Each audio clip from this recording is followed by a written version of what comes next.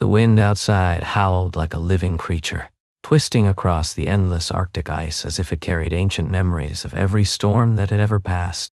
The temperature had plunged far below what most humans could survive, minus 60 degrees Celsius. A kind of cold so sharp, so brutal, that even metal could crack like glass. A cold that could freeze exposed skin in seconds. A cold in which the idea of an infant surviving even a single hour seems impossible. And yet, in this unforgiving world, Inuit babies not only survived, they thrived. They grew, they laughed, they learned to walk, all while living in conditions that would terrify even the toughest modern explorers. Deep inside those frozen landscapes, small rounded shapes rose from the snow. Igloos. At first glance, they looked fragile, like tiny domes made of soft white blocks, but inside them was a masterpiece of survival engineering. The Inuit didn't build igloos for style or beauty. They built them for one reason: survival. And within these snow-built shelters, something almost unbelievable happened. Babies slept, mothers rested, families gathered, all without fire, without blankets, and without modern warmth.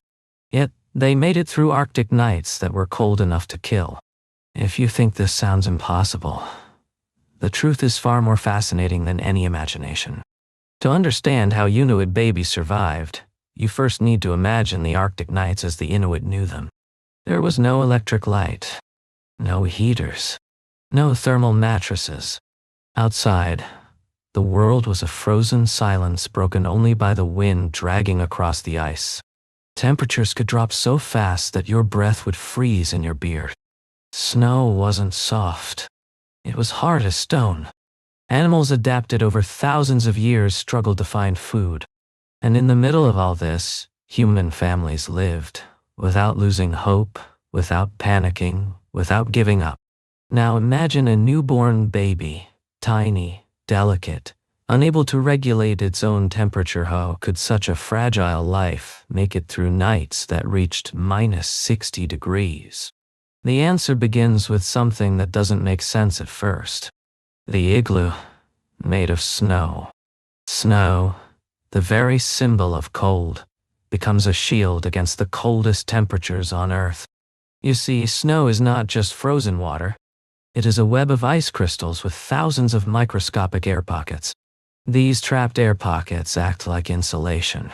When the Inuit cut snow blocks and built igloos in a spiral dome, they created a structure that could trap warmth inside.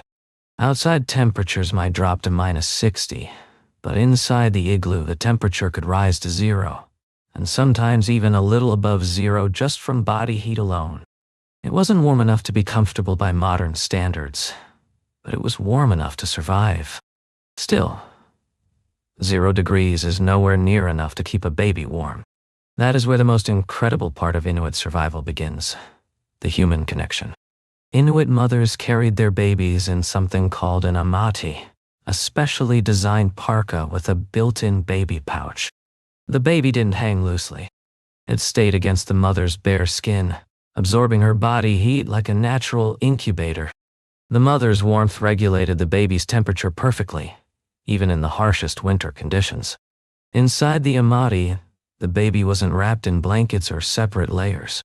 The Inuit learned long ago that too much fabric could actually trap moisture, which would freeze and become deadly.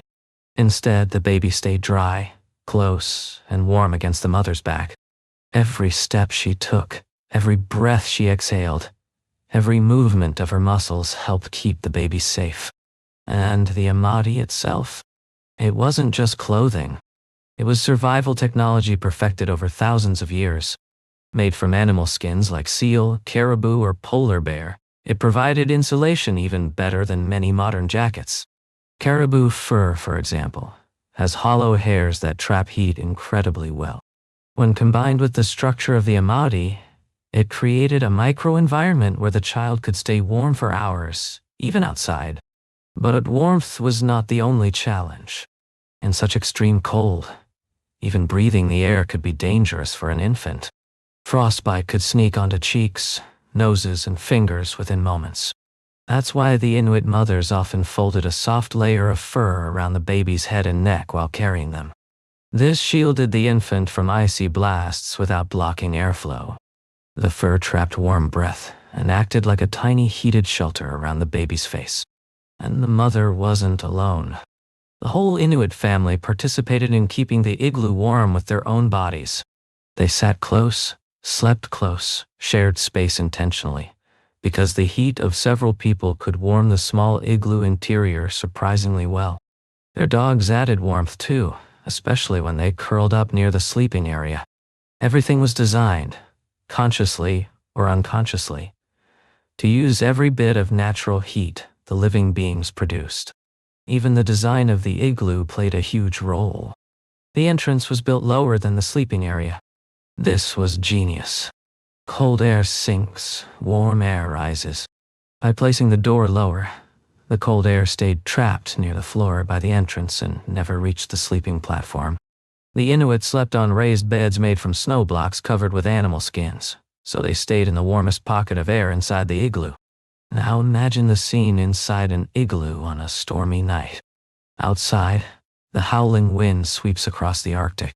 Inside, a faint, golden glow from a small oil lamp flickers against the curved walls. But even that lamp isn't used for heat. It's used carefully to melt snow for drinking water and soften food. It burns quietly, producing only a tiny bit of warmth. The real heat source is the family itself. A mother sits near the back of the igloo, gently bouncing her baby in the amauti as she hums a quiet tune. Her body warmth surrounds the baby, creating a natural cocoon of safety. The child sleeps peacefully, unaware that only a thin snow wall separates them from one of the harshest environments on Earth. Hours pass. The storm intensifies. Snow piles around the igloo, but that only makes it stronger. The thicker the snow layer outside, the better the insulation becomes. The igloo, at first a simple shelter, slowly transforms into a warm bubble of human resilience. The baby breathes softly, comforted not by blankets or heaters, but by the heartbeat of the mother carrying it. This simple yet profound connection is why Inuit infants survived conditions that would otherwise be fatal. But the story doesn't end here. There is much more to how Inuit culture protected babies in such extreme climates. For example, the Inuit understood the importance of conserving body heat better than almost any culture in history. They knew that exposing even a small part of the body could drain warmth rapidly, so the amauti was designed in a way that allowed the baby to feed without being exposed to the cold. The mother could simply move the baby within the pouch without removing layers or opening her coat fully. It was efficient, safe, and brilliantly practical. Even the way Inuit babies slept was carefully considered. They didn't sleep separately in little beds or baskets. They slept in the amauti during the day and next to their mothers during the night. The shared warmth ensured the baby never experienced sudden temperature drops. Babies were also kept dry at all costs. Dampness was the real enemy in Arctic conditions. Moisture could freeze instantly, pulling heat from the body. That's why Inuit mothers monitored their infants constantly, ensuring the pouch remained dry and comfortable. Now picture a long Arctic night, 15 hours of darkness. The igloo quiet, except for the breathing of the family. The tiny oil lamp burns low, reflecting off the icy walls. Somewhere outside, a polar wind pounds the igloo walls, but inside, everything stays silent and still. The igloo does what it was designed to do. It traps warmth like a thermal bubble. It keeps out wind like a fortress. It holds together a family in a world made of ice. The Inuit had no written manuals. They had no modern science explaining insulation or heat transfer. Their knowledge came from generations of observation. Generations of mothers, fathers, and elders learning from experience and passing that knowledge down like sacred wisdom. And as centuries passed, these survival techniques became part of their culture, shaping how they dressed, how they built their shelters, and how they raised their children. And this is what makes the Inuit truly extraordinary. Their survival wasn't just about tools or clothing. It was about understanding the land so deeply that the harshest environment on Earth became their home. They respected the Arctic. They adapted to it. They listened to the sound of snow under their feet, the direction of the wind, the shifting of ice.